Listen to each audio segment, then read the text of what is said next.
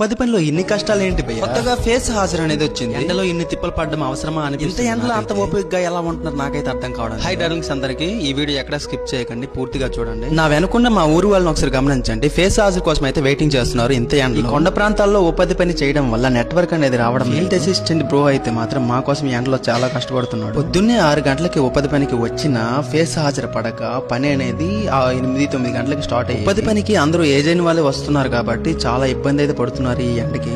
కొంచెం అర్థం చేసుకోండి ప్రభుత్వం అయితే. 7 గంటలకి ఫేస్ హాజరు అనేది స్టార్ట్ చేసి పని స్టార్ట్ చేస్తే ఎండింగ్ అనేది 11:30 ఆ టైంకి ఎండింగ్ అవుతుంది. అప్పుడు కూడా గ్రూప్ ఫోటో అయితే మాత్రం తప్పనిసరిగా ఫేస్ హాజరు అనేది పడక పని ఎండింగ్ అనేది చాలా టైం అయితే పెట్టేస్తుంటది. 1 గంట 2 పట్టేస్తుంటది ఇంటికి వెళ్ళినప్పుడు. ఏజ్ దాటిన వాళ్ళ ఫేస్ అయితే మాత్రం అసలు క్యాచ్ చేయకుంటుంది. ఐస్ బ్లింక్ అయితే చెయ్యాలంట, అది కూడా అవ్వటం లేదు. మార్నింగ్ టైమే కానీ ఎండ మాత్రం ఎలా కొడుతుందో మీరే చూడండి.